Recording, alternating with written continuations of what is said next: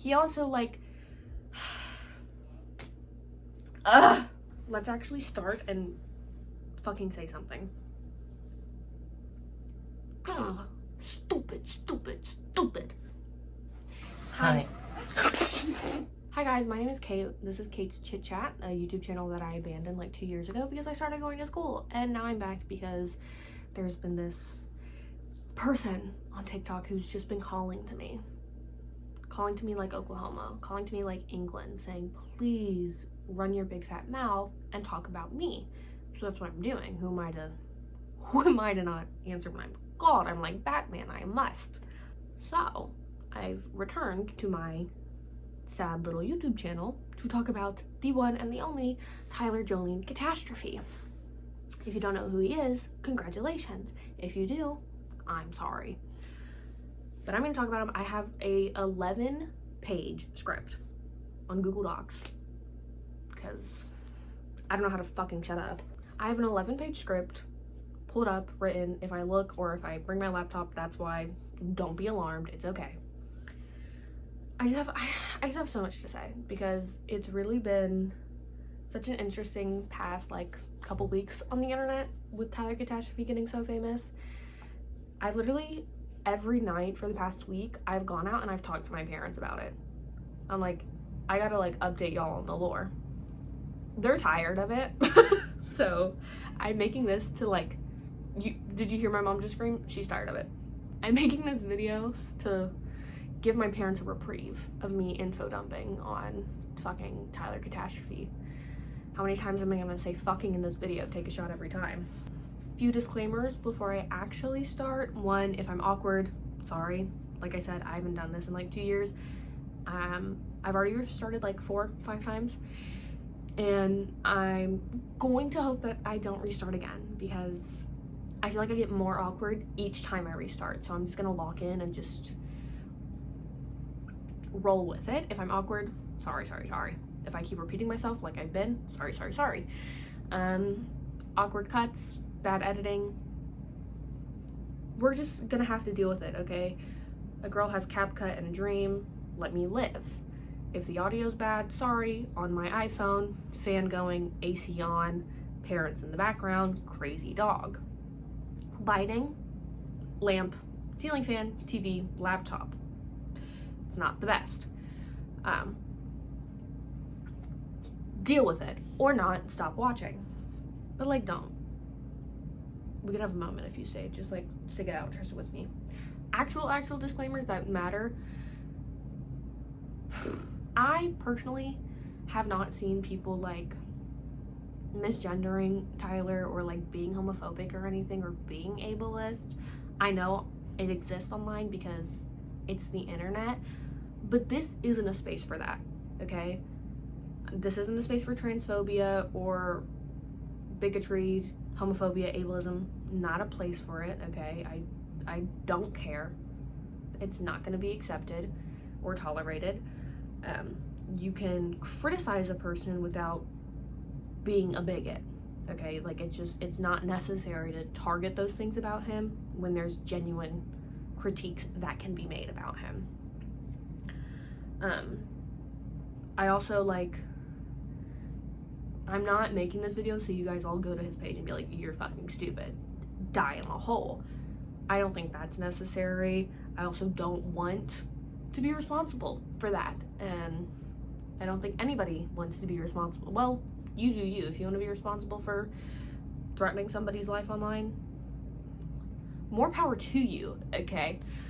Me personally, I'm not gonna do that because I kind of need to be able to get into my next college. I kind of have things to look forward to sometimes. But yeah, so don't be an idiot, don't be a bigot. This is supposed to be safe, open, civil conversation. Okay.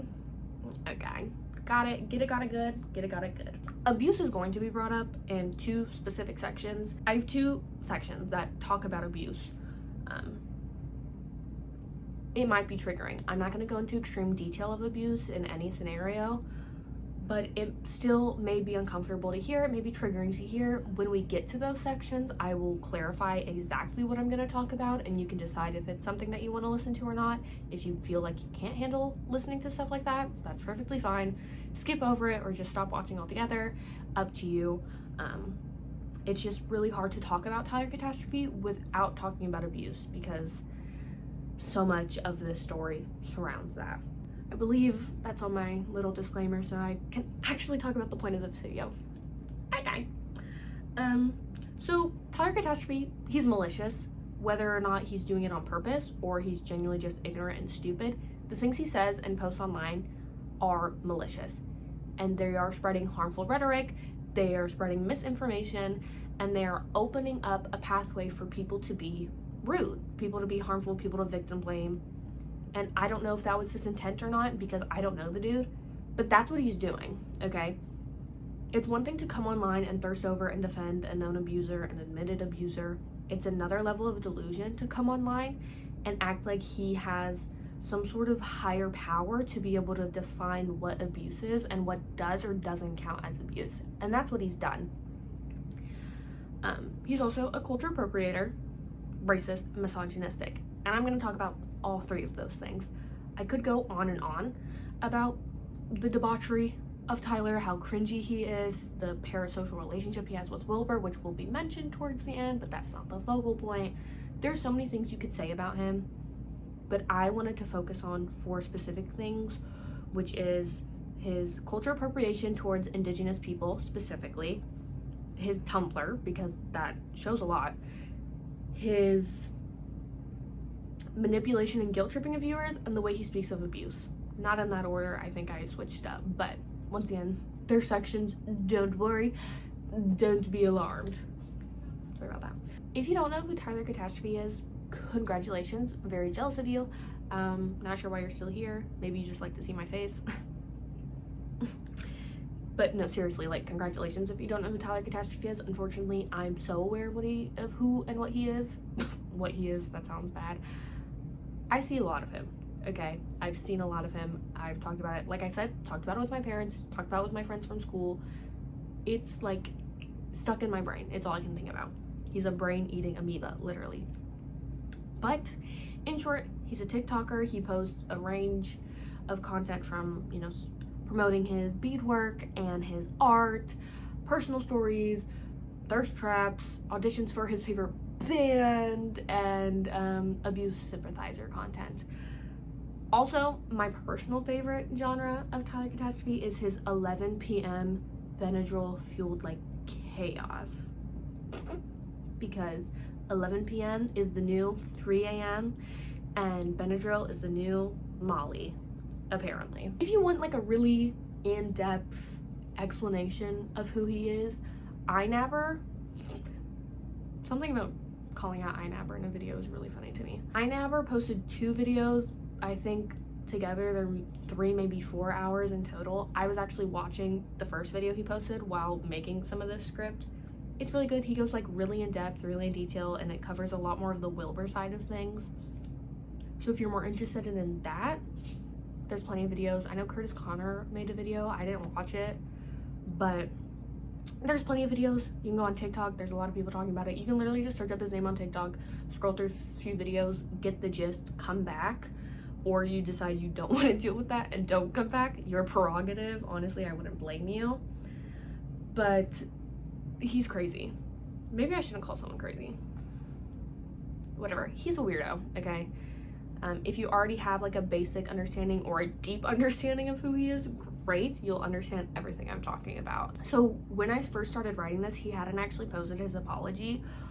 I think I started writing this like a day or 2 before he posted his apology on April 25th, but then I kind of reworked my entire script based around this apology. It is currently April 29th when I'm filming this. As of right now, the last time I checked, he hasn't posted anything new. I don't look at his other social medias, so I don't know if there's anything else on like his Instagram account or if he has a Twitter account. But last time I checked, he has not posted anything else on TikTok since he posted his 9-minute apology. He has deleted TikToks since then, which I will mention. If there's something more recent that isn't mentioned here, that's why. I just don't know. It either doesn't exist yet or I just haven't seen it. But I'm gonna jump right in. If you have not watched his apology, I recommend watching it first because it would make a lot more sense. I'm probably gonna try to insert some clips of the apology because I'm gonna be quoting him directly, but it would make more sense if you like just 2x speed his apology and then listen to these points. He acknowledges some of the things that I wanted to criticize him about originally, but he does not talk about everything. His main 3 points of his apology is talking about the culture appropriation of indigenous people, the Shelby and Wilbur situation, and then the Stuart Semple situation, which I don't talk about Stuart Semple at all in this video because I don't care. There's not like a point. Like, it doesn't fit in the rest of this. Like, it doesn't make sense, okay? So disregarding the Stuart Semple side of things, I'm going to talk about his apology, what he apologized for, why he has to apologize for it, and then why I think it sucks as an apology, because I don't think his apology was good, like, at all, and I'm going to explain why. Firstly, the first minute of his TikTok is talking about how things have been hard for him lately, how, you know, he's been receiving a lot of hate and it's been really hard, and he's receiving death threats, and he's had commitments to the internet that has stopped him from being able to step away, and it put him in a bad spiral where he wasn't eating well and he wasn't sleeping well. And he doesn't actually say the words "I'm sorry" until like 2 minutes in. When the death threat started, I think we all greatly underestimated just how far some people were going to go in order to hurt me and the people I care about. My family, my friends, anyone and everyone who has ever interacted with or supported me in any way.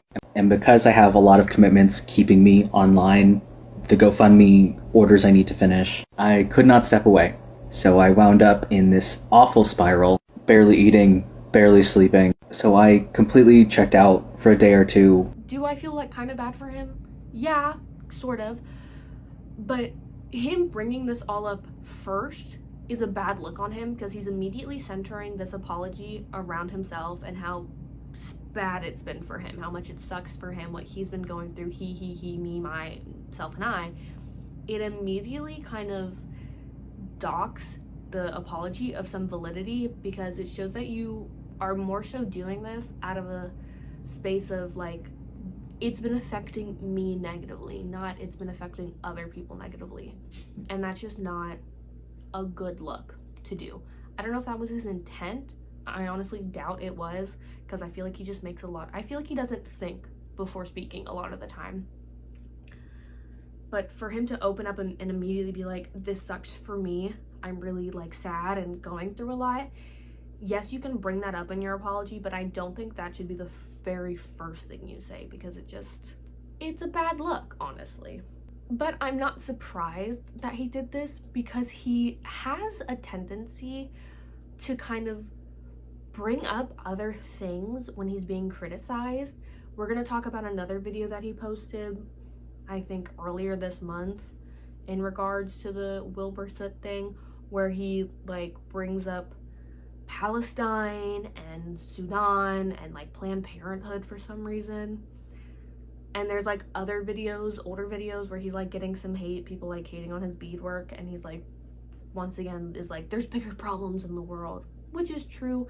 But if that's like your defense for getting criticism, it's, once again, doesn't look good. But into his actual apology, beadwork, title screen, fireworks. Bah! The first thing Tyler apologizes for is referring to himself as Two-Spirit, stating, quote, "I do not refer to myself as Two-Spirit. I've mistakenly done so in the past." So, firstly, I do not refer to myself as Two-Spirit. I have mistakenly done so in the past, in 2023, I think, in a video I honestly thought I deleted, because I realized right after I posted the video that I fucked up. He's just, like, wrong about saying the only time he referred to himself as Two-Spirit was in 2023, because literally 5 days, not maybe 4, but literally a few days before he posted this apology, he had once again doubled down, referred to himself as Two-Spirit, and tried to rationalize the reason he called himself Two-Spirit. So immediately he's lying and just like not correct. in his apology. In this video that he had posted like 5 days before, he claimed that his land was calling to him and that his auntie gave him her blessing and he was doing it to keep native traditions alive. At the time of writing this, the video was still up, but the audio was just muted, which is, there's no point in muting the audio when all of his videos have captions on it. But he had still had the video up at the time of posting this apology. If you don't know what Two-Spirit is, like, that's chill, I understand. I only just recently learned what it was before this whole thing because I'm taking a human sexuality class. My understanding still is shallow. I'm not native, so I don't have the best understanding of this. But an article by Point of Pride defines Two-Spirit as, quote, Two-Spirit is a term used to describe an indigenous person who embodies both masculine and feminine qualities, often encompassing a spiritual and gender identity outside the binary. And the article also end quote. Oops. The article also very clearly states that this is not a term to be used by non-indigenous individuals and provides alternative labels. So if that's confusing, in the most layman's term, it's like non-binary people, but indigenous. And even then, that's like not even fully indicative of what being Two-Spirit is. The point is, Tyler has literally no right to refer to himself as Two-Spirit. Being Two-Spirit and calling yourself Two-Spirit, that is a closed indigenous practice. It is not for anybody non-indigenous to say.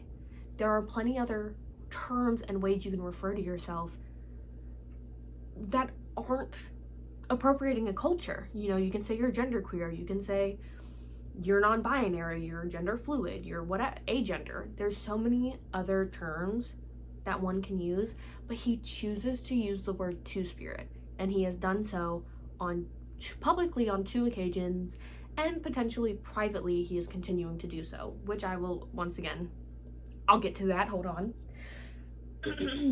Also, I don't care what his auntie said. Okay, there's no proof that this auntie exists, and I would argue that considering how much he lies, it's very possible she does not exist, and even if she does, she might not even be a Native American.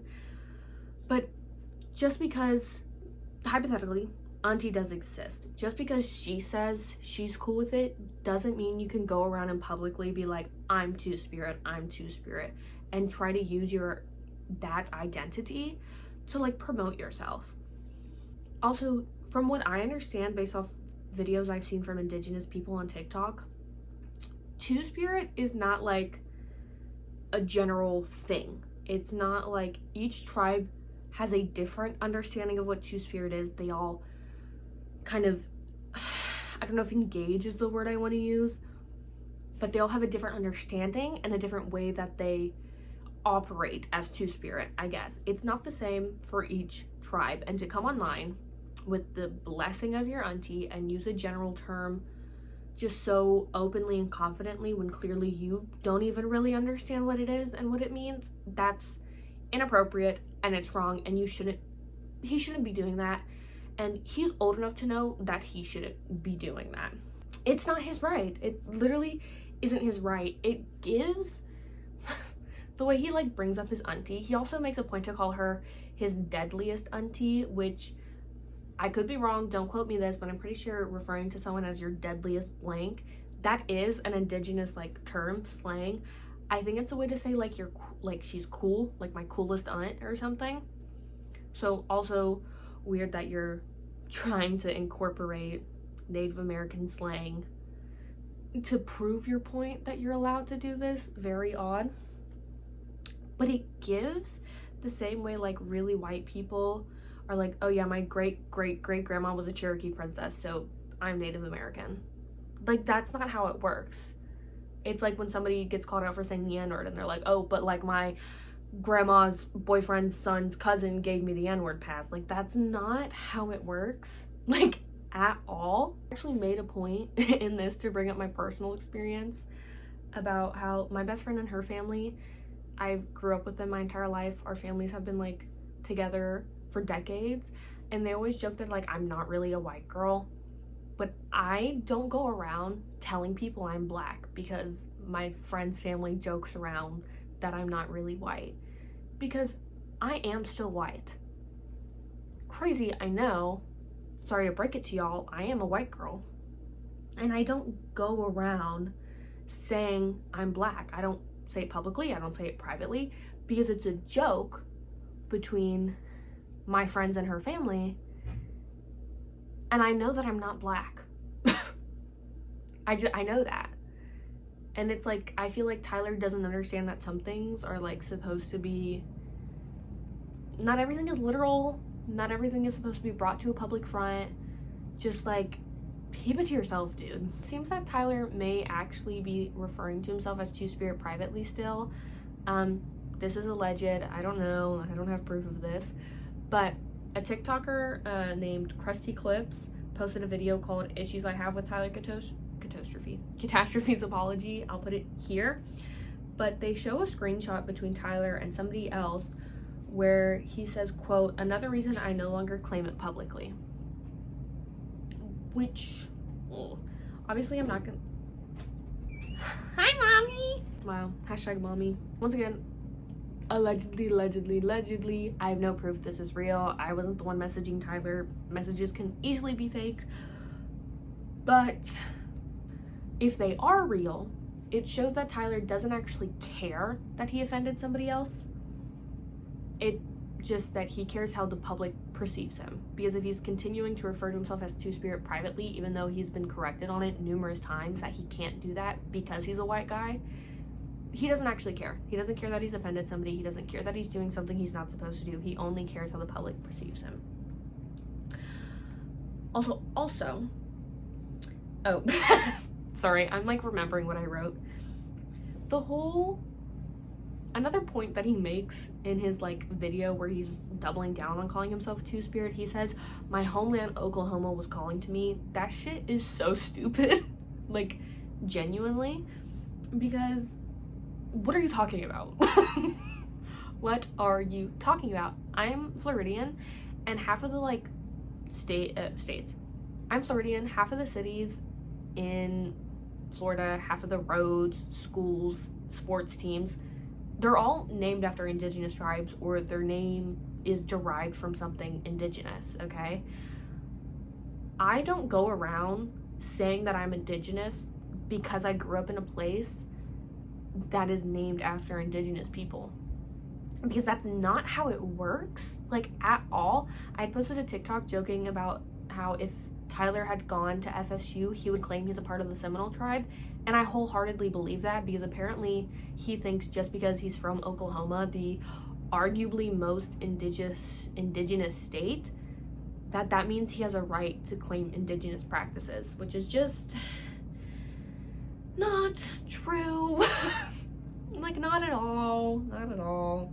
Plus, a couple of months ago, I'm not sure exactly when, but if you are in Tyler Catastrophe lore, you know what I'm talking about. He made a whole video talking about how badly he wants to move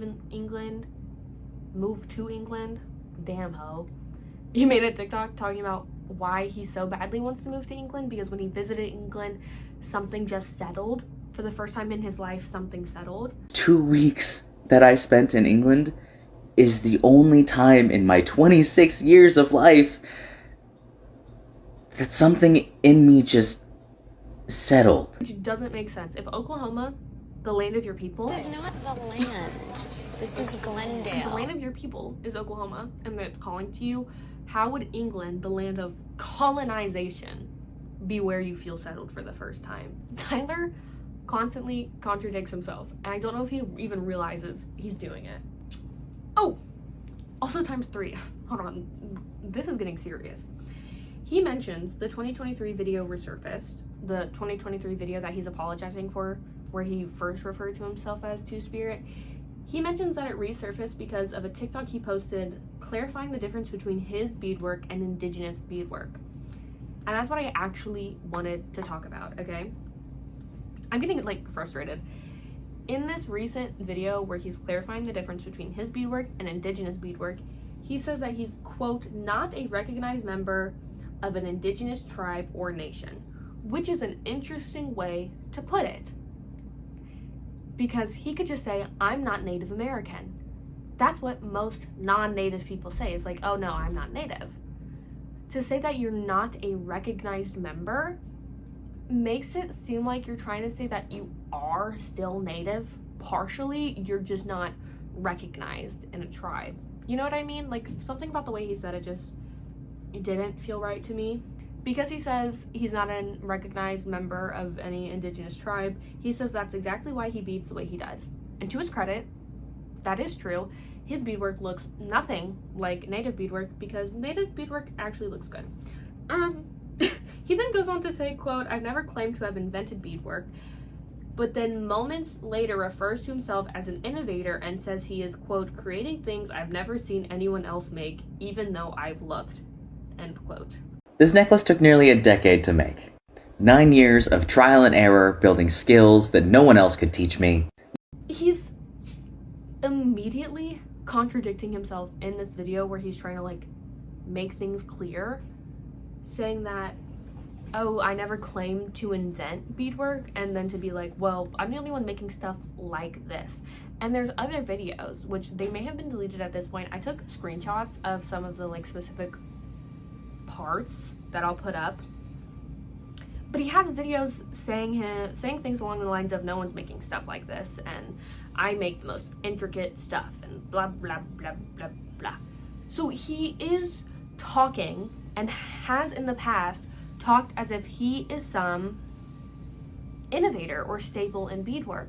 And in this recent video where he's clarifying the difference, he makes it a point to say that he runs in the same circles as indigenous beadworkers.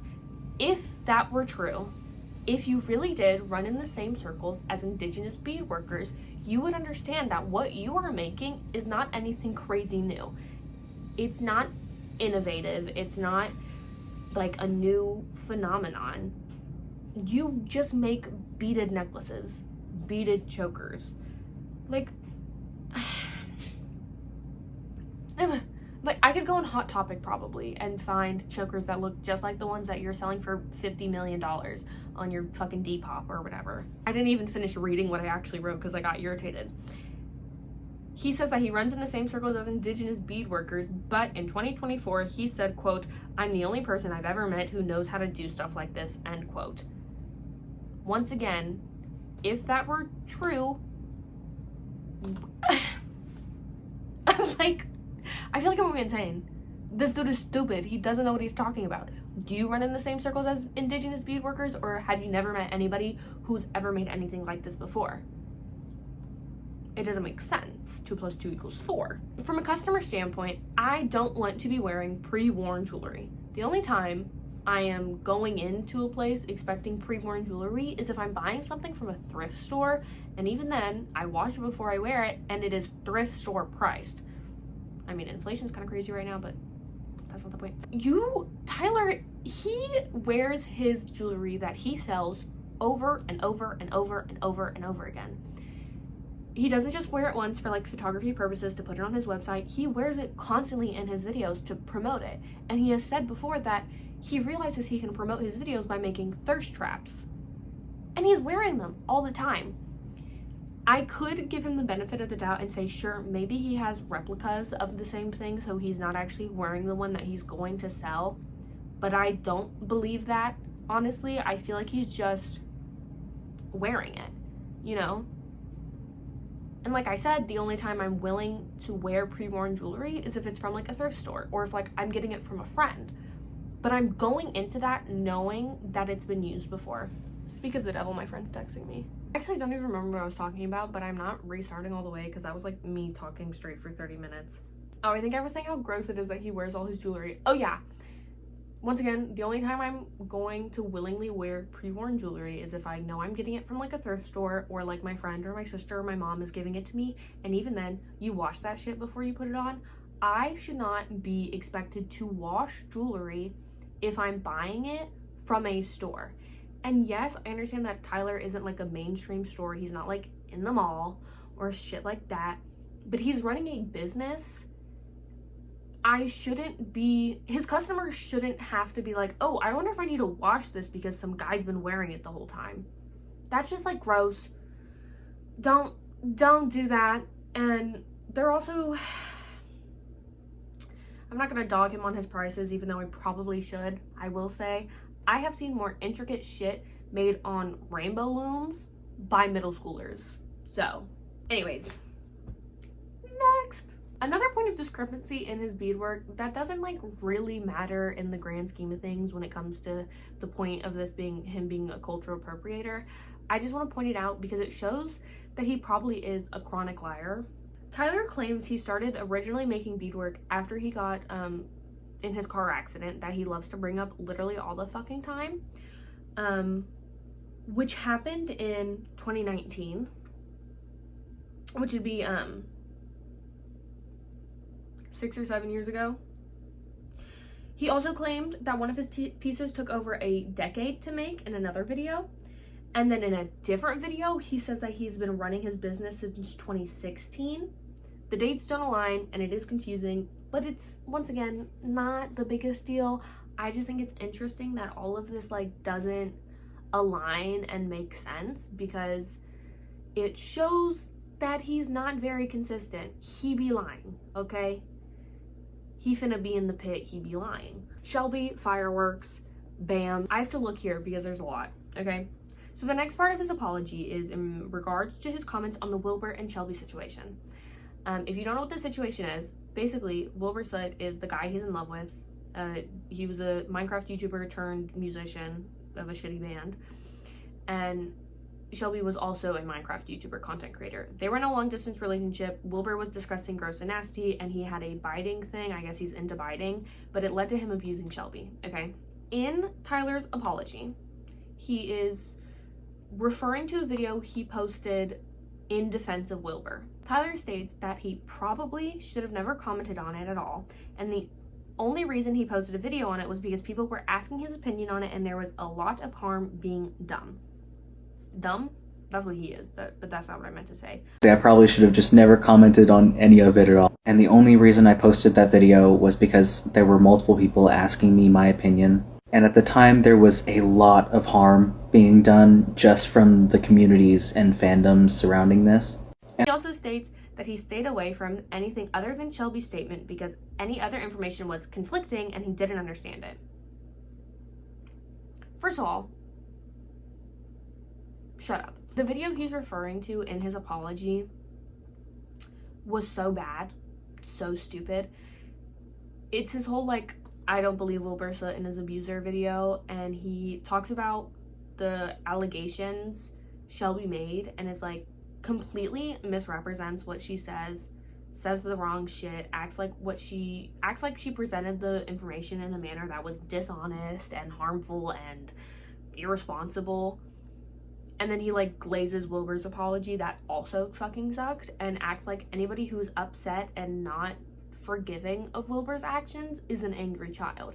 He also talks so condescending in that entire video, which is something he does a lot in a lot of these videos where he's talking about the abuse stuff, is he talks down to his viewers in a way. He kind of, you know the way like teachers talk to little kids? It's like that. He's talking down at them in a condescending way, acting like, oh, the only reason you're feeling that way is because you don't understand, which is not true. There's so many things wrong with that video. He just says such wrong bullshit, okay? He misrepresents Shelby by acting like her main issue with Wilbur was that he was a messy guy, okay? Which is not true, okay? Obviously. How many more times am I gonna say okay? But in his like defense of Wilbur being messy, he's like, most guys aren't even taught how to clean after themselves, and you know, if you're dating a guy in his late teens, early 20s, you just have to expect them to be messy. No, we don't, okay? Just because you settled for a disgusting slob of a man doesn't mean everybody else has to. I know plenty of clean guys, okay? I'm a college student. One of my friends is cleaner than me. His room has like 2 things in it, okay? His car, spotless. Men don't have to be gross and yucky, okay? And that's not even the point, really. The point that really pissed me off is he minimizes what Shelby went through as a communication error, which is not true, okay? The way that Shelby was being abused was through biting, which is not, I guess, a traditional form of abuse that people think of. Shelby herself is like, I didn't realize I was being abused because I wasn't being hit or punched, okay? But he was still physically harming her on purpose. Tyler neglects to mention the fact that Wilbur and Shelby had a safe word. He makes sure to point out that Shelby consented to it, okay? He says, like, oh, well, Shelby consented to the biting. What her real issue is that it hurt. That wasn't true. Shelby and Wilbur had a safe word because Wilbur kept biting her so much to the point that it would bruise, to the point that it would hurt, and she had to create a safe word so he would stop hurting her. And she points out that after the safe word was made, he continued to ignore it.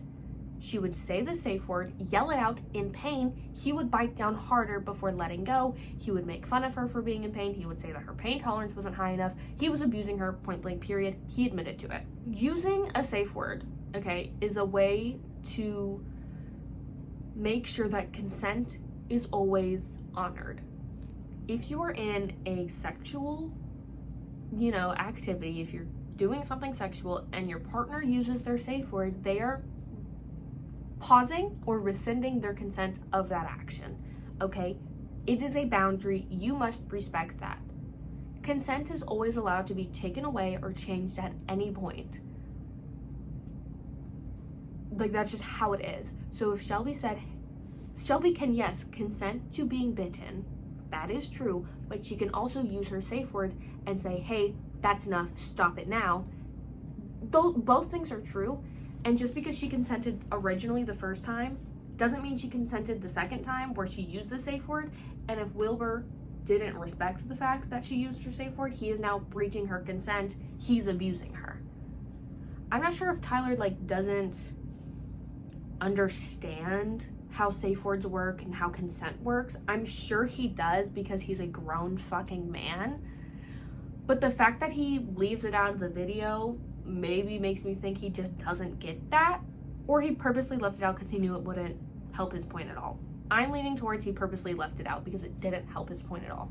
In the apology video, the one that was just recently posted, Tyler makes it out to seem like he only ever posted one video regarding the topic, which is not true. He stitched the video of in problem, okay? The problematic video, okay? He stitched it a year after the fact to double down and be like, oh yeah, I still feel the same way. He made another video before the stitch, after the problematic video, where he made this whole believe victims however video, which I'll talk about more later. Okay. Believe victims, believe survivors. However. And then he made another video, I can't remember which one it is. It's in the iNabber video, I know that much, where he's once again talking shit about Shelby and spreading misinformation about her, being a known liar. The person making those accusations has a history of making false allegations. Do we not remember Parker? And then he also has another video mansplaining the difference between an abuser and somebody who just made a mistake. And then multiple more videos confirming his disbelief of the allegations against Wilbur. So there's multiple TikTok videos talking about the Wilbur and Shelby situation. It's not just one video. I don't know if he forgot that he had more than one video, but there are multiple videos talking about abuse, talking about Wilbur, talking about Shelby, saying, I don't think Wilbur abused her, blah, blah, blah, blah, blah. So once again, another lie in his apology video. Who would have thunk? Who would have thunk? Also, his Tumblr, which I'm going to talk about, he mentioned Shelby multiple times on his Tumblr. He continues to talk shit about her on her Tumblr. And the Tumblr has been nuked, but at the time of writing this video, most of those videos where he's still talking about abuse and being like, I fucking want to suck Wilbur soot, those were still up. Okay, just because the audio was muted doesn't mean that I can't read the captions and see what it was. And even if they have been deleted, there's a lot of reposted content where you can see he talked about Wilbur a lot. But this isn't even an apology. In his apology video, he didn't actually apologize for anything. He doesn't apologize for calling Shelby a liar. He doesn't apologize for, spreading misinformation about her. He doesn't take back his support for Wilbur. He just apologizes for making a video about it. Once again, oh, right. He does say that he missed his point Like, he missed his own point in the video. He doesn't say what the point was, so I don't know what the fuck he's talking about. But once again, it just seems like he doesn't actually care about the people he's hurting. He only cares about how it's affecting him. He says that he said the wrong things. He doesn't clarify what he said was wrong. It's just like, he doesn't actually address what the issue is. At least when he was apologizing for being two-spirit, he could say, I called myself two-spirit and that was wrong. But in this, when he's talking about Shelby and he's talking about Wilbur, he does not actually address what he said was wrong. He just says, oh, I said wrong things, which makes it seem like he doesn't actually think anything he said was wrong, or he doesn't know what he said is wrong. He's just apologizing because he knows people didn't like it. And then, yeah, he talks about Stuart Semple, but I don't care about. So that's his apology video that he made. 9-minute long apology video. That sucked. It was stupid and idiotic and stupid, and I hate it. I wonder if any of that even made any sense. I feel like I talked way too fast. Alas. Next. Tumblr. Firework. Racism. Drop down. Misogyny. More fireworks. I'm like Erica Kirk. Tumblr, racism, misogyny. I'm lumping these three together because it kind of just fits together, because I'm going to be like quoting things from his Tumblr to prove my point. Okay? Because he says a lot of weird shit on his Tumblr. His misogyny is obvious, but he isn't going about it in a way like screaming, I hate women. He's not like Andrew Tate, okay? So it's not glaringly obvious, but it is. Like, it's not, but it is, okay? He's not screaming, I hate women, all women should die and belong in the kitchen, but he's still saying misogynistic shit, but he covers it in a way where he almost gets away with it. He also brings up the fact that he used to be a woman a lot in order to deflect any idea of him being sexist. It has been lost a little bit, but the whole catastrophe, okay, this whole situation is based off of his crush on Wilbur. That's what started this whole thing. He got popular because of his parasocial crush on Wilbur Soot. In his crush and support of Wilbur and the band Lovejoy, he adamantly hated on Shelby, a woman, a victim. He said he didn't believe her. He basically said it was her fault because it was a communication issue, and he called her a liar. He just did, okay? He also made a video afterwards perpetrating the myth that false accusations of sexual assault are common, which they aren't, okay? Do they exist? Yes. Can they be damaging? Yes. But they are not nearly as common as people make it out to be, and as Tyler is making it out to be in that video. He says shit like, you need to be, he literally is like, believe victims, however, comma, it should be believe victims first. He's opening up a door for people to question victims, for people to doubt them, for people to act like their stories need to be perfect in order to be believed, okay? It's perpetrating the idea of you need to be a perfect victim in order for something accurate to happen to you, like for something valid to happen to you. I guess accurate isn't the best word. Like I said, yes, false allegations do happen. There are cases of people lying about being abused, but to come online and act like the reason that women aren't believed is because there are liars out there is wrong, okay? Women aren't believed because they're women. It's not because, oh, there's so many liars out there. It's simply because the fact that they're women, because people hate women and don't want to believe them. Men aren't believed because of the belief that men can't be abused. That is also built on misogyny, okay? Because it's the idea that women are weak and blah, blah, blah, blah, blah. Men can't be weak because they're not women. It's on misogyny, okay? Everything, you will learn that everything on this world is either built on misogyny or racism or both. And also usually pedophilia. That's not really my point though. Spreading this false belief, this false narrative that there's so many liars in the abuse realm, I guess, it's dangerous and it's misogynistic, okay? I don't care that Tyler used to be a woman. That has nothing to do with it, because women can be misogynistic too. I wish I'd screenshotted it, but I didn't because I thought he wouldn't delete the video. He's now deleted the video, but I remember in that video where he's being like, women be lying. I should stop saying that. In this video where he's saying women lie, somebody had commented something underneath it along the lines of, this is such a man take, or of course a man would have this take, something like that. And he had responded again along the lines of being like, well, I used to be a woman, as if that deflects, that disproves what the original comment says. You don't have to be a biological male to be misogynistic. You don't have to have a penis to be misogynistic. Women can be misogynistic. Internalized misogyny is a very real thing. So just because you were born a woman doesn't absolve you of any like negative things of you saying batshit crazy stuff about women. He literally says in this video, like, I know multiple women who said that they would lie if they knew that it would benefit them. Allegations. I still have known people who said that they would if they knew that it would benefit them. There's no way that's true, and if it is true, why are you surrounding yourself with people like that? Genuinely, why? Like, disgusting. Like, the way he is... it just grosses me out. I, like, can't even fathom it. I can't put into words how gross it is. Because it's nasty, it's weird, and it's misogynistic. But I feel like he thinks because he's trans, he can't be misogynistic, which is so weird. There's another video where he's talking about how he has no red flags, and he says that one of his green flags is that he respects women because he used to be one. First of all, if your respect for women only comes from the fact that you used to be one, that's weird, okay? People always have to, like, explain why they respect women instead of just having be like, of course I respect them, they're human beings. And Tyler's like falling to this because he feels the need to clarify that he respects women because he used to be one, which implies if he was not transgender, if he was born a biological male, then he wouldn't respect women because he never was one. You know, it just doesn't make sense. I just realized you can see my bathing suit. Sorry. Ignore that, guys.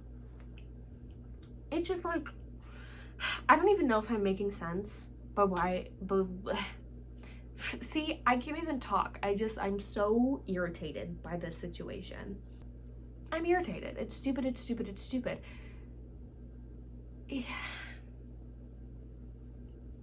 misogynistic. He doesn't care about women. He doesn't care about women. He only cares if it works with what he wants to say and what he wants to think. Okay, also, bringing back the Tumblr, here are some screenshots that have been reposted of him saying shit about Shelby. Being like, I hate her, her vibes are rancid, she's a liar, da-da-da-da-da-da-da. Once again, doubling down on the fact that he hates her because she was abused by the guy he wants to fuck. It's just weird. He's weird. He's weird. He's weird. He's weird and he doesn't like women. Oh my god. Okay. I need to relax. Okay. Racism. Racism time. Yay! Get this crazy development in the story. Tyler Catastrophe isn't just Native American. He's also Latino. Ah! I know. Who would have thunk? Who would have thunk? Okay. To be fair, I haven't actually seen him refer to himself as Latino anywhere. But he refers to himself as white passing, which is interesting considering he is white. This whole thing comes from like a video where he's talking about how he's half Portuguese, you know, Portugal, famously a European country, not in Latin America. Just because it borders Spain doesn't make you Hispanic. You're still white. Portuguese people are white. I made sure, like, I Googled it, I looked, people are like, oh yeah, I'm Portuguese, I'm still white. Portuguese, like, being Portuguese doesn't mean you're Hispanic, it doesn't mean you're Latino. It would not make sense for you to call yourself Latino if you're half Portuguese, because guess what? Portugal isn't in Latin America. Take a geography lesson. I don't fucking know. But he brings up the fact that he's Portuguese in a TikTok where he talks about wanting to join this market, but he's hesitant because it is mainly Latino. Like, it is a mainly Latino art market, and he hesitates because he looks white. I've wanted to do that market for like a year now, but I hesitated because it is a mostly Latino market, and while I am partially Portuguese, I look like a white boy. Even if you didn't look like a white boy, for some reason, it still wouldn't make sense for you to join because you're not Latino if you're Portuguese. I don't know how many times I have to say that. Oh yes, there's also a Tumblr post where he talks about how much he hates being white passing because he feels like he's missing out on like the part of him that he could be like a part of if he didn't look so white all the time. The concept of being white and calling yourself white passing is so funny to me. Like, what are you talking about? But in this Tumblr post, he talks about how his younger sister looks Hispanic, And he says that his family went to Mexico for a family reunion, and his sister got so tan that the Border Patrol people thought they were smuggling her across the border. Now, that's so weird to say. It's just weird to say. Why do you say these things? I doubt that this scenario even happened because, like I said, he lies about everything. I don't even know if these siblings exist or not because he contradicts himself and, like, randomly mentions it. Fucking whatever. Whatever. It doesn't matter. But let's say, hypothetically, this did happen. First of all, why is your family going to Mexico for a family reunion? Y'all aren't Mexican. Sure, you don't have to be Mexican to have a family reunion in Mexico. But, like, why would you? You know what I mean? Why would you? That doesn't make sense to me. Maybe I'm wrong. Maybe I'm ignorant in that. But when I think of family reunions, typically, the reunions take place at a place that, like, matters to the family. Like, a grandparent's house. Or you guys, like, go on a cruise or something together. Like, I don't know. It just feels weird for some reason. I don't trust this dude, and that's probably why I'm looking into it this way, but whatever. Your white, Portuguese, and apparently native family are going to Mexico to see your family. Okay, whatever. The really weird thing is the way he talks about his younger sister, okay? If your younger sister has this ability to tan so well, you would assume that one of his parents or his 8 other siblings, or actually maybe 7, I don't fucking know, his other siblings would also have the ability to tan because, like, genetics and stuff. How is only your sister tanning so much to the point that she looks Mexican, I guess? And also the way he chooses to use the word smuggle just feels weird to me, you know? It just doesn't feel right. It also feels so, like, unnecessary to even bring this up because the point of this Tumblr post wasn't to be like, can you believe how crazy Border Patrol is? It was to talk about how, oh, I hate being white passing, but I had such a good day because this random guy at a bar said I asked if I was Mexican. First of all, second of all, I doubt any of these things happened, like, at all. At all. Because look at Tyler Catastrophe. Look at him. Really? Take it in. Would you ever think that this man is Mexican? Or Hispanic? Or Latino? Or anything other than a white guy? I didn't think so. This just whole, like, Tumblr post about him being Portuguese and his sister being smuggled across the border and all this, it feels weird, it feels wrong, it feels not good. Not good, quite frankly. I got hit on while doing a Trump impression, fun fact. Anyways, there's another Tumblr post where he talks about being rear-ended, and he makes a whole to-do about the fact that the guy who rear-ended him was an older black man. He, like, literally is like, you know, oh, like, I was fine, I wasn't injured, my bike barely had any damage, it was just, I was really shaken up because of the PTSD, but who got out of the truck? This older black gentleman. He said his brakes weren't working, he misjudged the difference, and he gave me a $100 bill, and, you know, I didn't call the cops or anything because I never get the cops involved when I do, but all I can think about is, oh, geez, I hope he gets his brakes fixed because next time he won't be so lucky. Basically. He's making up this scenario in his head that if this black man had rear-ended anybody else, it would have been a racist individual who would have called the cops on him and it would have turned into some tragedy. That is so weird to fantasize about. And it is so weird to then go online, post on Tumblr, and talk about how good of a person you are for not calling the cops on somebody when they rear-ended you. Because you made a point to be like, oh, I'm not racist. And this man is so lucky that I'm not racist. What is the point in sharing this? Other than to make you feel good about yourself. And non-racist people don't feel the need to prove that they aren't racist unfoundedly. Obviously, if you, like, somebody called you racist, you're gonna be like, no, I'm not fucking racist. but you're not gonna go out of your way to be like, oh, guess what? Guess what? I didn't call the cops on a black man. I know. Aren't I the most ally of the allies? Dude, shut up. Literally, like, shut up. It's so weird. It's so weird to talk about that. It's so weird to fantasize about an alternate reality where this black man becomes a victim of racism because he didn't encounter you that day. That's fucking weird. Yes, it is very possible that he could have encountered a racist person and something bad could have happened. But for you to sit there, fantasize about that, and publicize that thought on a public platform, that's fucking weird. There's another post on his Tumblr where he talks about his mixed father and his racially ambiguous little sister, where he once again brings up the whole smuggling across the border story, all to say that his youngest brother is black and he's tired of white women giving them weird looks. Now, once again, where are all these siblings coming from? I don't know.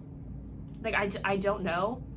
Because I know on TikTok he has talked about growing up, and he mentions literally only his one younger brother who, like, played soccer all the time, and, like, oh, like, my parents cared more about his soccer than my, like, band camp or whatever. But when he's talking about being Portuguese, suddenly he has another younger sister who is racially ambiguous. And now he suddenly also has an adopted younger brother who's fully black. And in a different post, he claims that his mom wanted a tattoo to represent all 10 of her kids. Where the hell are all of these children coming from? Do they exist? Do they not? I don't know. I guess it doesn't really matter, okay? But I just wanted to point that out because it doesn't make sense to me. Maybe I'm stupid, but it doesn't make sense.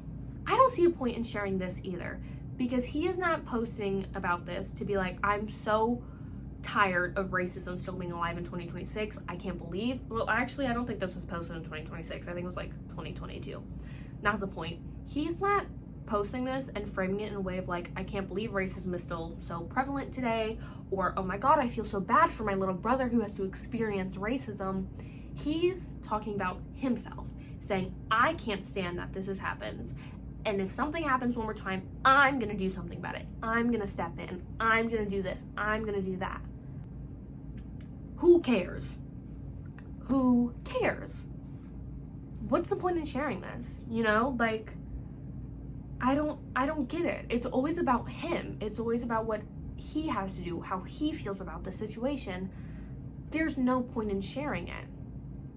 And it feels weird. It feels racist. It feels very white saviory. It's odd. And that isn't it. No, there's more. He went out of his way to make a TikTok talking about a stone he used in a necklace he was making, I guess, called kunzite. And he said it sounds similar to a word he shouldn't say. And he repeats it like twice, and it's like, you know, kunzite, beautiful thing, but it sounds like a racial slur. I look too white to be saying that. First of all, you don't look too white, you are white. Second of all, literally, what's the point? If you don't know what slur he's referring to or what word he's referring to, it is a racial slur that came from slavery. It was a racist caricature of black people. It is C-O-O-N. I'm not gonna say it because why would I? But the stone I used is called kunzite. And saying the word kunzite makes me feel like I'm saying something I should not be saying at all. Why would they name things like this? I look too white to be saying words like that. But it's so pretty. Once again, like, what's the point of making this video? Why did your mind go to that? And why did you feel denied? I'm going insane, I think. What's the point of making this video? Why did you feel the need to publicize this thought? There's no point. And you're like laughing. You're like red in the face, teary-eyed, laughing over the fact that this stone sounds kind of similar to a racial slur. Like, I don't understand the point of this video. Do you just want people to be like, oh my god, like, you know racial slurs and you know not to say them, congratulations, I'm so proud of you, let's put you on a pedestal and like make you a martyr for like the Black community because clearly you care so much about us because you know racial slurs. What's the point? It doesn't make sense. It's weird. I don't like it. I don't like him.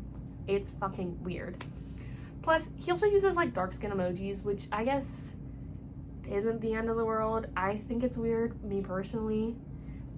But I think I don't know if I can find a screenshot of it, but I'm 99% sure when somebody asked why he used the emojis that aren't white people, he was like, oh, it's the only one with brown hair that isn't yellow.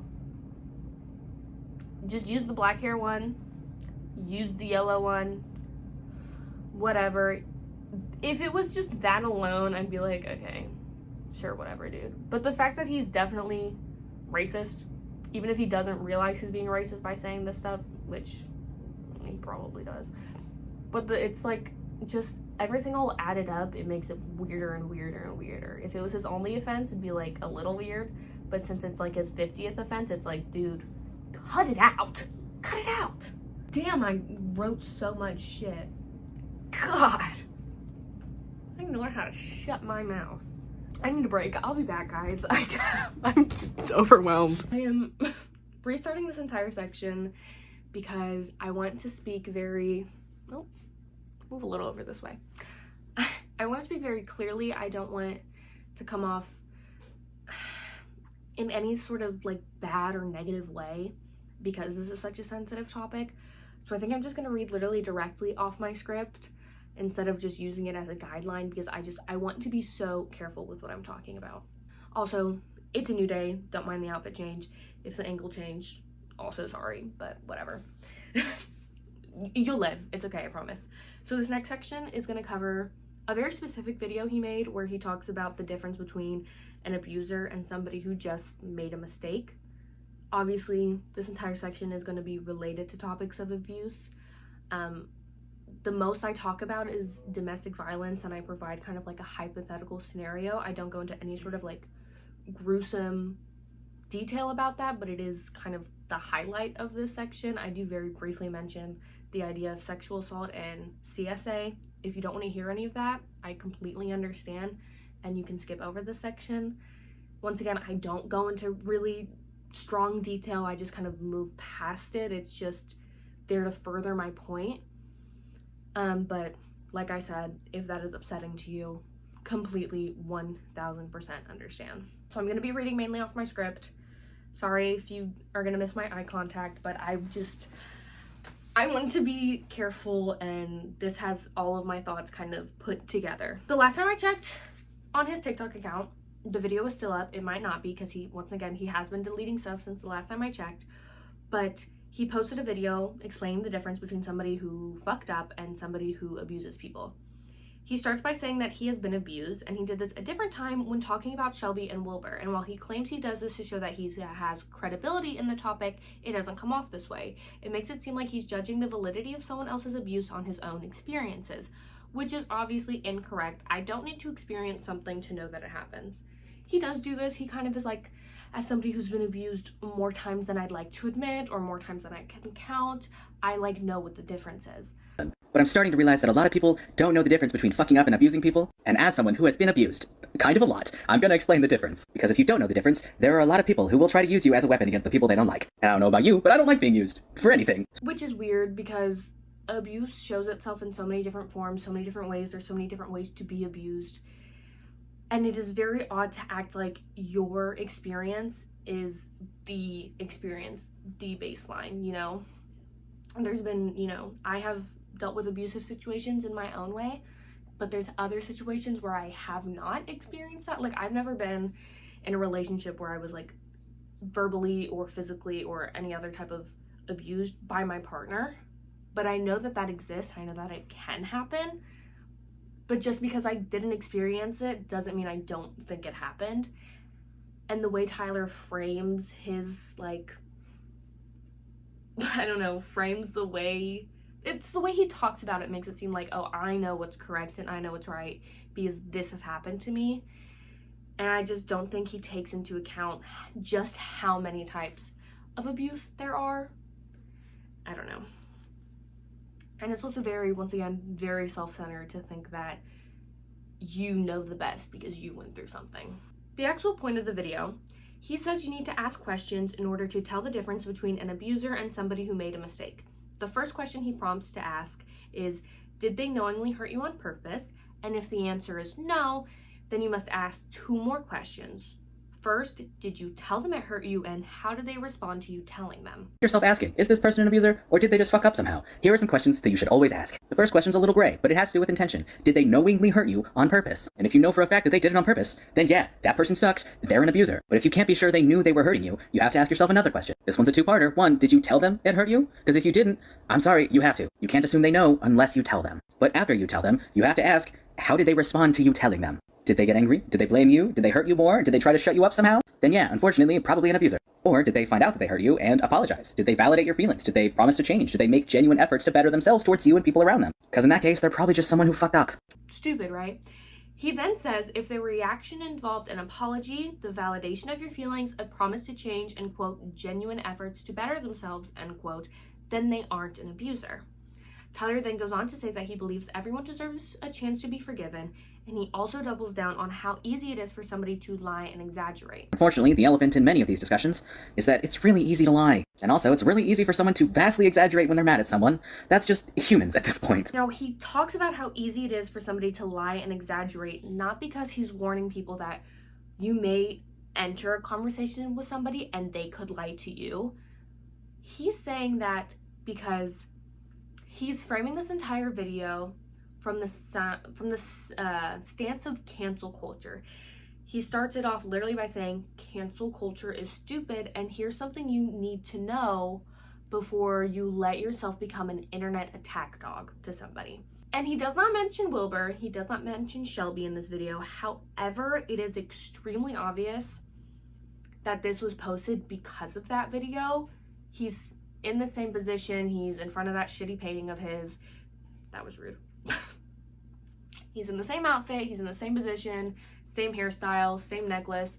It looks like that it was literally filmed the same day, if not minutes after he filmed his original support of Wilbur video.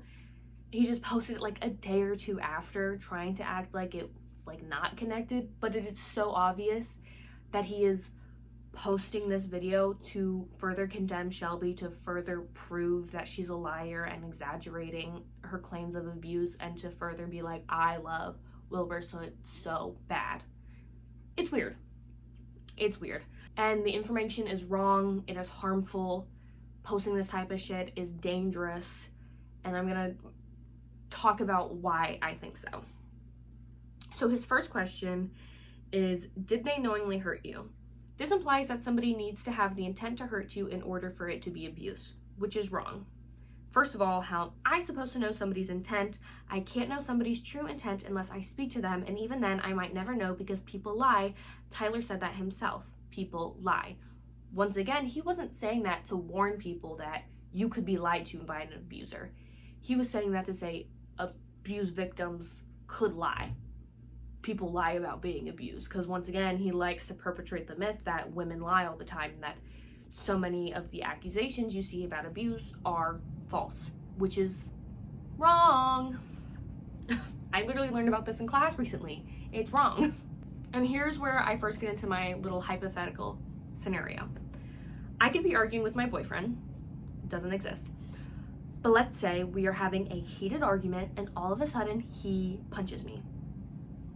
That's an instance of abuse.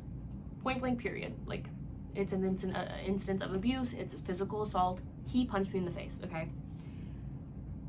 But if I go to my boyfriend afterwards, if I ask him and I say, hey, did you mean to hurt me? Did you mean to give me a black eye when you punched me in the face? And if he goes, no babe, I swear, like, it was an accident, it was heat of the moment, I did not mean to hurt you, I promise, I was just upset. Does that now absolve him from hitting me? Was I or was I not still hit in the face just because my boyfriend said he didn't mean to hurt me? Let me ask the audience. Food for thought. He can say that it wasn't his intent, but I was still hit. His apology doesn't change the fact that I was hit in the face. That could be an instance of somebody lying about their intent to hurt me, but there are instances where there genuinely is no intent from one person of another. There isn't an intent to hurt each other. It does happen. Children mimic behavior, and it is common for a victim of CSA to mimic the acts of abuse on other children. They aren't intentionally abusing another child, and it is likely they don't even understand what abuse is or what they're doing. Does this mean that the child is no longer a victim? Now, I'm going to give Tyler the benefit of the doubt again, because his video isn't about what counts as abuse or not, it's about who counts as an abuser. So let's say he wasn't thinking about how someone could be struggling with their own experience, see his video, and come to the incorrect conclusion that they weren't abused. That is why it is so dangerous to post these sort of vague videos that anybody can see. He also never clarifies that he's talking about physical abuse in this video, which I think it's obvious that he is. But I only feel like it's obvious because I know the context of him as an individual, and that he is saying this in support of Wilbur Soot, who is a physical abuser. He physically abused his girlfriend. But like I said, he doesn't specify that. He just says abuser, the general term. And so while technically my first two scenarios are kind of nitpicking what he said and really like focusing on what counts as abuse or not, and not necessarily an abuser or not, I still think it is important to point that out, because the way the way he's phrasing this, it's also like weird and vague, and I just don't like it, you know? And it's just like it's just saying shit is wrong, you know? It also like enters the question, was I abused if I was not hurt by an abuser? You know what I mean? If somebody made a mistake, does that mean I wasn't abused? Does that make what happened to me not valid anymore because it was just a mistake? It's weird. It's this weird nuance that I don't think he realized that he was creating or opening up, and maybe I'm looking too deep into that, but that's how I saw it. And that's just his first question that he prompts people to ask. His secondary questions don't make sense either, in my opinion. And I said, let's, continue with this hypothetical of me and my fake boyfriend. He hits me, we talk, and he apologizes to never do it again. By Tyler's logic, my boyfriend isn't an abuser. But what happens when we argue the next time and he hits me again? We have the same conversation, he apologizes again and says he just really needs to work on his anger and he never meant to hurt me. So I forgive him. Is he an abuser, or has he just made the same mistake twice? Then he makes a mistake a third time, and a fourth time, and a fifth. I keep forgiving him. I keep staying because he promises he didn't mean to hurt me, and he promises that it was a mistake, and he promises that he's trying to get better. Am I not being abused in this scenario? Is my boyfriend not an abuser? Is he just somebody who's making continuous mistakes? Is he just having a continuous lapse in his judgment? This way of asking questions and the thought process that it provokes is the exact reason so many people stay in abusive relationships. Because it's always, oh, well, he didn't mean to hurt me. He's not an abuser, it was an accident. No, he's not abusing me, he was just upset. No, I made him mad, I deserve it. Does Tyler not understand that encouraging people to ask these questions can put them deeper in the throes of abuse? Because, once again, people lie. Abusers lie. It is a literal tactic to deny what they did to hurt you, to downplay the severity of it, and to blame you for what they did. So how is it that we need to ask our abusers if they realize that they hurt us, if they knew what they were doing? And are we supposed to just take their word for it when they say no? Are we supposed to just stick by them? Where's the distinction between this person genuinely made a mistake and, oh, this person's just lying over and over again so they can continue to hurt you? He doesn't clarify that there's a distinction. He doesn't say, be careful because people can lie to you. Be careful, you could get gaslit. Be careful, you could get manipulated. He doesn't say that. He just says, you need to ask. And if they say they're gonna change, then you need to let them change. You need to give them the space to grow. You need to understand that people make mistakes all the time. And that's true. Yes, people do make mistakes. People can grow. People can change. But when applying this really like optimistic kind of outlook on life to situations of abuse, it makes it dangerous. Like I said, so many women and men, of course, people stay in abusive relationships because they are constantly telling themselves, oh, it was a mistake. He didn't mean to. How many more women have to die by the hands of their partners because men keep getting away with the excuse that I didn't mean it? I don't know if Tyler realizes what he's doing, what he's saying in this video, but it's gross. It is a complete misuse of his platform, in my opinion. Also, does he mean this only in cases of physical assault? Does this logic only apply to physical assault? Or does this apply to all forms of abuse, you know? Should someone, because he is prompting people to have conversations with their abusers. So let's say hypothetically, should somebody go to their rapist and say, hey, did you mean to rape me? Did you realize they were raping me? And if they're like, no, it was an accident, like my bad, I didn't realize it, should they just blindly believe them? Should that person no longer be considered a rapist? Should this person no longer say that they were raped? It's just like, there's so much nuance. It's not a black and white issue. No issues are truly black and white, honestly. There's almost always a gray area. Well, I'm not gonna say no issues are black and white because sometimes it is really obvious what the right side is and what the wrong side is. But most of the time, there's a gray area in these things. And it is so hard to say things definitively because there's always a gray area. So for you to go online and say so definitively that if somebody apologizes, if somebody says they didn't mean it, if they promise to change, that they aren't an abuser, that's just wrong because you're not taking into consideration literally any other scenario except for the Wilby and Shelby scenario. I don't think he thought, I don't think he thinks in general, because this video, if you think about it for more than 5 minutes, there's just so many holes in your argument, so many holes in your logic. You sound like an idiot, you sound like a victim blamer, you sound like an abuse apologist, which you are, by all accounts, both of those things. But you are saying this stuff so confidently with 100% assurance that you are right in this scenario. And it's so weird. You're weird. It's weird. Like, and in this video, he literally tells people, he's like, think critically. Think critically before you come online and do these horrid things, which is true. Everybody should think critically in their lives. Critical thinking is a lost art at this point. People don't think, ever.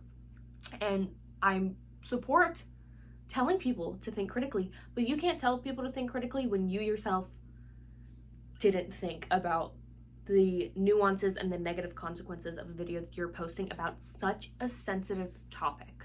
I hope that made sense. I hope all my points made sense. If you don't agree with me, I would love to know why you don't agree with me. If you think I'm kind of being too harsh on him, also, like, I would also like to know that, because part of me feels like I'm almost being too rough on him, but at the same time, I think it's allowed, because you're a grown man going on TikTok, like, mansplaining abuse and what an abuser is, and considering his obsession with Wilbur's foot, it leaves such a nasty taste in my mouth, and it feels stupid. Like, it feels like he's just ignorant and stupid and not thinking, but at the same time, it feels so, like, calculated that he's posting all these videos around the same time, trying to, like, support Wilbur. It almost makes me think he has this, like, fantasy in his mind that Wilbur's gonna see these videos, that Wilbur's gonna see that, you know, Tyler doesn't believe he's an abuser. He's gonna see these videos, discrediting victims. He's gonna see these videos of him being like, well, you know, people make mistakes. Tyler, like, is fantasizing that Wilbur's gonna see all these videos and be like, oh my god, he sees me, he knows the true me, he really believes in me, and he looks like Jolene from the Dolly Parton hit song Jolene, and he can sing oh so happy, oh so happy. I think I need to fly him out to Brighton and get my freak on with him. Like, that's what it makes me feel like, because once again, I don't understand what the point of posting all these videos are, especially in like succession of one another. It's so clear that they're all connected, even if you don't verbally say they're connected. Once again, I can, guess what, think critically like you told me to do, and realize that all of these videos are connected. He also, I'm pretty sure it's in this video. If I'm wrong, then I'll like correct myself in editing. But in that video, he's like, no, I'm not saying this because I think somebody should be absolved of all their crimes. That someone specific deserves to be absolved of all crimes or something. Yes, you are. Nobody was thinking that. Yes, we were. But why would you point that out specifically? Probably because you know that you are doing this because you just want to suck Wilbur's dick so bad. You want that cookie bad. It's probably spoiled, and you want it so bad. Next section, manipulation and parasocialism. Oh my god, did y'all see Erica Kirk and her like all black fit with the cap being like, I have comedians doing white face of me? That's not the point of this at all. Anytime I do the fireworks, I think of Erica Kirk. Oh yeah, so this section, it's a little less structured. I found like more things that I just like wanted to point out. So it's a little messy, and I know I said I wasn't really gonna talk about Wilbur that much. Well, I've just been lying this whole time, haven't I? I keep being like, I'm not gonna go that deep into the Wilbur thing, and I like keep bringing up Wilbur, but it's just so hard because this whole situation started with Wilbur. So it does talk about Wilbur a bit more. Sorry about that. But first, the like manipulation of it all. I already talked about how his most recent apology was very self-centered, and how like he was going through a hard time, and how he was disappointed in himself, and how he and blah blah blah blah. But there's also like other TikToks of him being kind of like criticized, and he brings up other issues. And you know, there is the joke of him constantly bringing up that damn SUV that hit him. But like, it's like more than that. There's a video that he posted on April 9th where he talks about Wilbur again, and like the whole audition for Lovejoy and all that shit. And he addresses the people making money off of him, making money off of content where they're, what does he say? Oh, misrepresenting his character or whatever. And he says that he hopes that they plan to donate every cent they made off of him to multiple causes. He mentions the ACLU, Planned Parenthood, Palestine, Lebanon,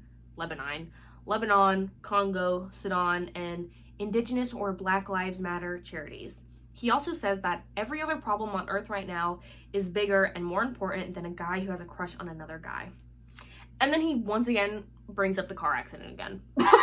And then, as he's like crying, he says, you can look at everything I've said. I've left it all up. I stand by what I said, because even the worst thing they could find on me was me saying they should think and consider carefully before allowing themselves to be used as an internet attack dog on behalf of people they do not know, because there will always be information that you don't know. End quote. That was a bit of a run-on sentence. My apologies. So many things to say with all of that. First of all, yes, there are much bigger problems than internet discourse. There are much bigger problems in the world right now. There are always bigger things going on right now. But this is how the internet works. This is how things work. The internet, even with all the terrible things going on right now, they always cling to something. There's always a trend going on. There's always a new person to hate on. There's always a new celebrity to gossip over or to thirst over. White boy of the month, you know, drama of the month. There's always something, because that's how the internet works. That's how people are, okay? And people tend to focus and cling on to things more strongly when there is so much negativity and crazy shit going on in the world right now, because they want some levity. Two things can be true at once. People can care about what's going on in the world and what's going on in Palestine and what's happening to immigrants in America and how horrendous and disgusting the presidency is in America. We can care about all of these things and at the same time make fun of you on the internet. This is like a common way content creators like deflect when they're getting any sort of criticism, whether it be like just criticism or just literal hate. They're always like, you know, there's bigger things going on right now. Look at the bigger picture. And it feels almost like condescending in a way. It's like, I'm better than you because I actually care about real things in the world, and clearly you don't if you care about me. Which, once again, two things can be true at once. I think I'm allergic to Tyler Catastrophe. I also pointed out that, like, yes, in the grand scheme of things, Tyler, this is gonna sound mean, but Tyler doesn't really matter. Like, in a year or two, this is gonna be an internet joke that people, like, reference and be like, remember Tyler Catastrophe? And it's gonna be, like, a funny thing, okay? And I would almost feel bad for him if he was just getting made fun of for his cringy crush on Wilbur. But it's more than that, and I talked about how it's more than that, so I don't really feel bad for him. You also can't really get me to feel bad about most men, so secondly, he talks about not being an internet attack dog, which he loves to use that phrase. He uses the fuck out that phrase. Don't be an internet attack dog, don't do this, don't do that. On its own, it is a good sentiment. People need to, like, think. God, I sound so fucking pretentious. People do tend to kind of act out of impulse on the internet. People do it in real life too, but on the internet it's a lot easier because there's kind of more of a sense of anonymity. Even if your face is attached to your profile, it's much easier to confront people and to say shit behind a screen instead of, like, face-to-face confrontation. If anybody else said it, I'd be like, yeah, good for you, like, that's a good point to make. But Tyler has said harmful shit, he's spread misinformation. This is what the whole video has been about, is him being, like, saying worse shit than just don't be an internet attack dog. And at the time when this first video was posted, April 9th or whatever, I'm not sure exactly what had been fully brought up.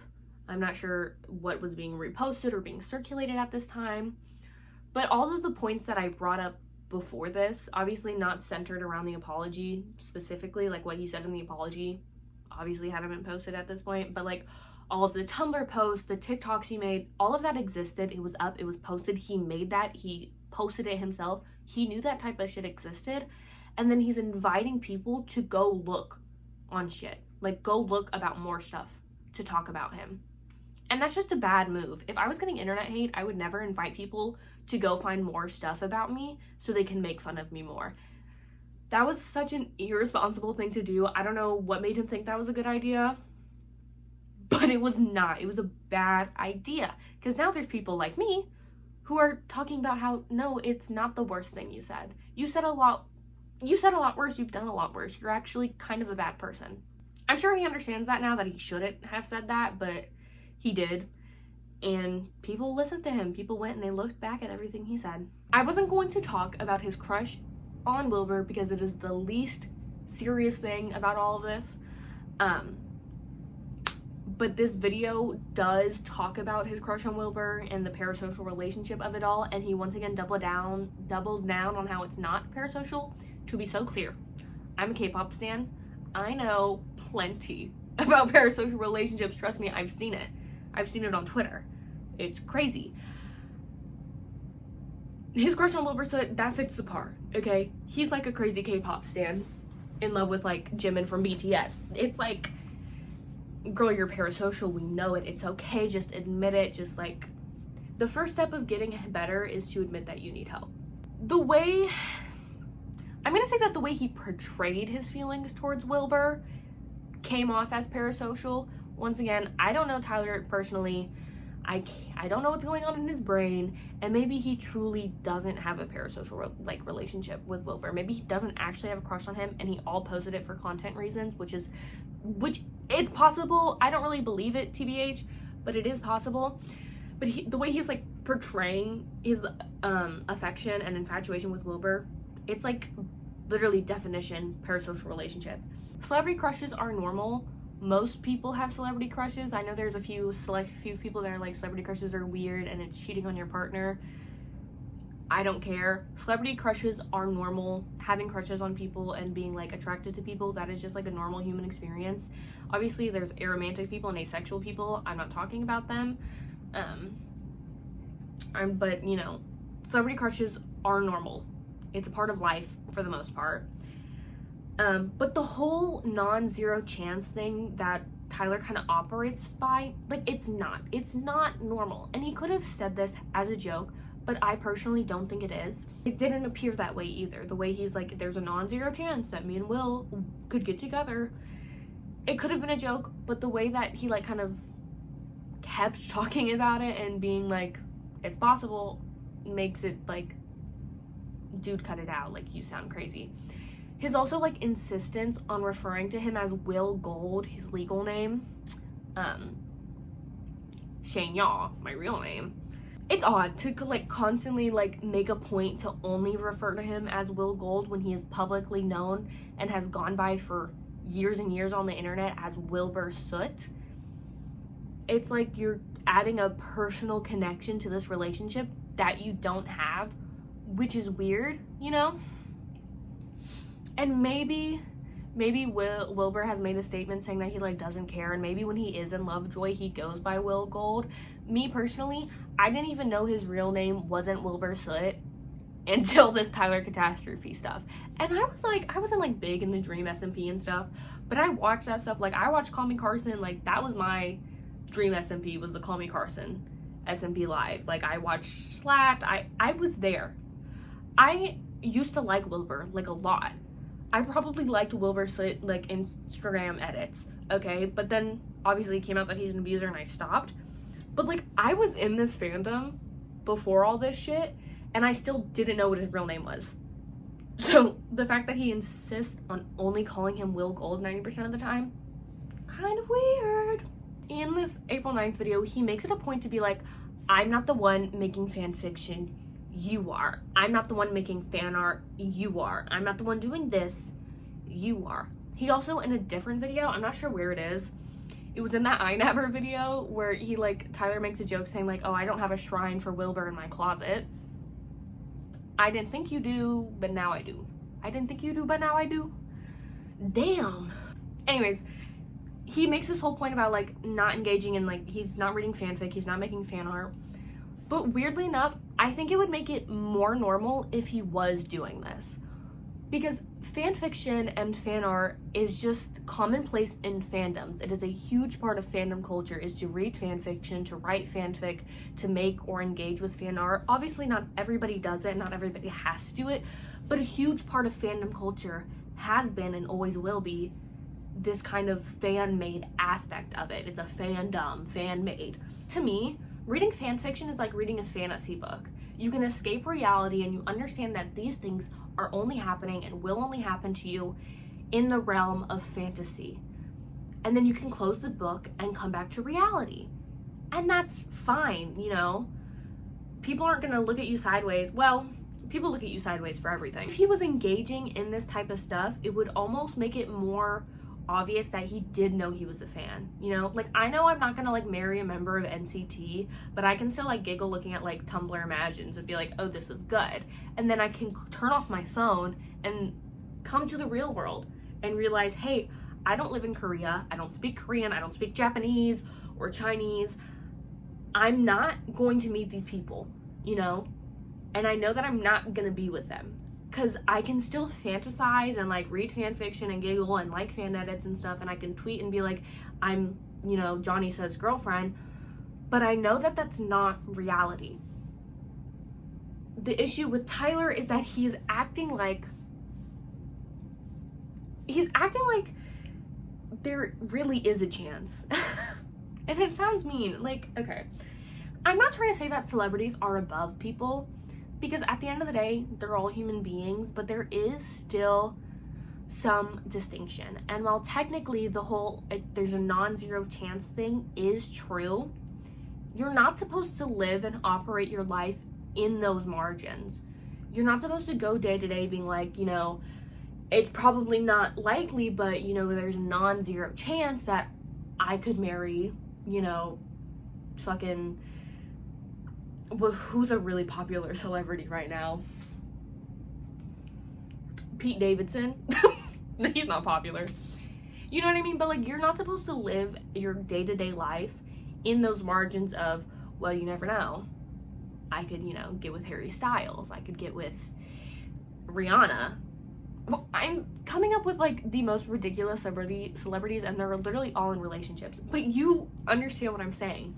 You're not supposed to live in those margins. But the way Tyler portrayed himself online, the way he spoke about Wilbur, the way he acted, it was as if he was living in those margins. He was living in that non-zero chance. And I think he truly did believe in the fact that there was a non-zero chance. And I just don't think he believed it was like a 0.0000001%. I think he thought it was like full whole number percentages, especially with his whole like plan to move to England and him auditioning for Lovejoy, which he said was a joke, but let's be real. His whole like the way he goes about things, and you know, the whole, I didn't talk about the Stuart Semple thing, but him taking a like kind of like a oh sure like maybe as like a full job offer. I think he kind of lives in this bubble, so to speak, that everything is possible. And I'm not saying that that's necessarily a bad attribute to have. I think you should have full confidence in yourself. I think you should be able to like feel like you can conquer the world.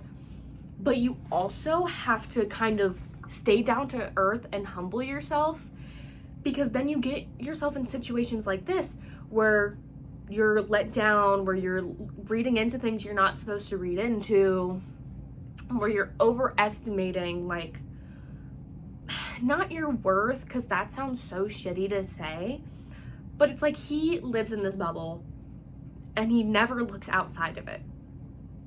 And it is important to look at yourself from all different types of perspectives, because even if I think I can do anything in the world, I have to understand that the world is not as optimistic as I am. You know what I mean? And I don't think Tyler understands that. I think he thinks if he stays optimistic and he stays in his like I can do anything is possible thing, that the whole world will change accordingly to that. And that's just like not how it works.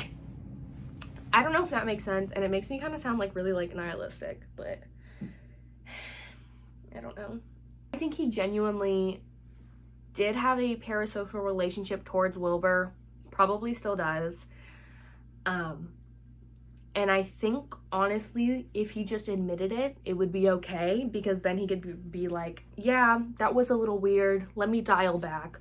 Let me kind of self-regulate and look into myself to figure out like why I feel this way and I'm doing these things. But what do I know? What do I know? I feel like I haven't made like any sense since I started recording. Have I? Do women truly ever make sense? You know, women be lying. Women born after 1980, all they do is eat hot chip and lie. That's what I'm doing. I'm eating hot chips and lying. Oh, why am I sitting so like... Let me look at you guys. This is the conversation. I haven't been looking at you guys enough. Should we have a staring contest? Ready? Oh wait, I didn't count down. 3, 2, 1, go. She's feeling cons. She's more than proud. Guys, before they kiss you. Sorry. No more staring contest. You won. I apologize. Oh, I forgot I wrote this as if I was like talking to Tyler directly. So this is for me and you, Jolene. If by some miracle, some small chance, let me not say miracle, if by some very, you know, non-zero chance that Tyler's watching this, I want him to know something. Tyler, I'm not trying to make you feel shitty or like make you feel bad about yourself, really. I don't like you. I don't think you're as good as a person as you think you are, but I'm allowed to feel that way. You know, I'm not sending you death threats. I'm not commenting on your identity or your looks or anything like that. I'm not even, you know, coming at you from a place of hatred. This is just genuine critiques of you and your character and things you have said. You said it publicly, it's free game, it may seem unfair, and it may seem everybody is against you, but they're not, really. Not everybody is against you. A world exists outside of the internet, and I implore you to connect with that world. I believe that's what you're doing now. I could be wrong. You could post a TikTok right now as I'm, saying these words. But I think it is important to understand that a world does exist outside the internet, and just because the internet seems to be ganging up on you doesn't mean everybody in your life is ganging up on you or hating you, or that everybody on the internet hates you. Because I don't hate you. I don't know you. I can't form a solid opinion on you. Well, I can, but like, I don't know you. I don't know you personally. This is how what is the word I want? This is how I perceive you, okay? And it could be wrong. It could be, okay? But I hope that you can actually take something useful from this entire experience. I hope you can look past any of the negative comments about your body or your talent or your looks or anything else, and look at the genuine critiques people have made of your character, of the things you have said, the way you have acted towards victims of abuse, the way you have acted towards Indigenous people, towards people of color, Black people, towards women. I want you to think about it, because based off of your apologies, it seems like you don't actually care. You just care how the public perceives you, not how it actually reflects who you are as a person. If you truly don't believe you're racist, if you don't believe you're misogynistic, if you don't hold these problematic views, you need to figure out why it seems that way. You need to figure out why people are looking at you and looking at the things you post and listening to the words you say and coming to the conclusion this guy is racist and this guy is misogynistic. Racism is taught. You may still hold on to some racist beliefs that you were taught as a kid, things that were instilled in you. Internalized misogyny is a thing. You could be struggling with things that you never fully dealt with before your transition. I don't know. I don't know these things, but if that is the case, take what people are saying online and incorporate that. Like you said, you think everybody can change. And for your sake, I hope that you can change and you can fix this behavior. There could be a million reasons as to why you act the way you do and why you say the things you do. I don't know that. The internet doesn't know that. Only you know that, and you need to figure that out before you ever think about coming back to the internet again. And I just gave you so many excuses and outs. But also, at the end of the day, you could just be a bad person. And honestly, that's okay. It's not, but it is. If you're a bad person, just admit you're a bad person. Okay? And then work on it. You can work on it. You don't have to be a bad person forever. You just need to actually acknowledge the shit that people are saying instead of just being you're right, my bad. You need to take it in. Take it in, let it sit for a moment. It's just I don't know, this whole situation is very entertaining to me. Yes, it is very crazy, and I think it is just kind of a good reminder to people to be wary of the way you portray yourself online. And I know me saying this, and I've probably don't have the best image myself online. I'm making myself out to be a really vulgar, well, that is accurate actually. What am I saying? What are we talking about? What are we talking about? Did I say everything I wanted to say? Girl, I don't even know. If you think I missed the mark on something, if you think I missed the point, if you think I said too much or said too little, or if I'm just a raging idiot and you're shut up, never talk again, let me know. Respectfully, please. If you want to comment something about anything I said, or if you want to add on to anything I said, open dialogue is so much fun. It can be very helpful. It can be very insightful. Just keep it respectful. Okay, keep it classy. Yeah, I think that's all I have to say. I honestly don't know. I feel once again that I haven't been making any sense at all this entire time, especially in this second section, because I presented today and I talked a lot, and I think my brain is just not here, I think I need to go find it somewhere. But yeah, I guess that's the video. I hope it made sense. I hope I didn't repeat myself too many times, even though I just repeated myself like 3 times right then. Sorry about that, gang. Yeah, thank you for watching. If you've made it this far, I very much appreciate it. Maybe I'll start posting more, maybe I'll do vlogs, who knows what I'll do. If you liked this, like and smash that subscribe button, okay? Maybe I'll make a fandom. Maybe I'll make a fandom name. I'll have merch. Let me not do that as merch. No, but like Stand Up to Cancer for real. Self-promo time. I'm gonna have like my social medias and stuff linked in the bio. In the description of this video, I'm gonna have like my social medias and stuff linked. But I'm also gonna have a GoFundMe linked. Oh, I didn't even talk about his GoFundMe. Whatever. I'm gonna have my own GoFundMe linked for my mom's cancer fund. My mother was diagnosed with cancer in, I believe, September of last year. And we're still going through chemo treatments for her and everything. She should make a full recovery, but chemo is fucking expensive, especially with everything going on in the world right now. Everything's really expensive. I'm a full-time college student. You know, there's just like a lot going on. Tuition costs money, books cost money. Like, there's just a lot of expenses that go into day-to-day life, obviously. And with my mom's cancer, it's taken a toll on us mentally, physically, financially, emotionally, everything. So if you've made it this far, if you have any money to spare, or even just like know people who do and could share it, that would be so appreciated. Yeah, I think that's all I have for like self-promotion wise. Once again, thanks for watching the video. Let me know what you think. Open, respectful dialogue in the comments below. Sorry about all the Trump hands. It's just, I can't help it.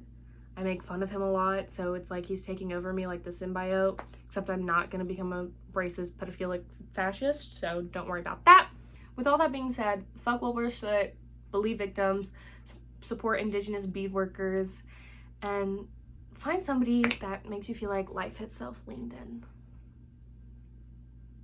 Goodbye.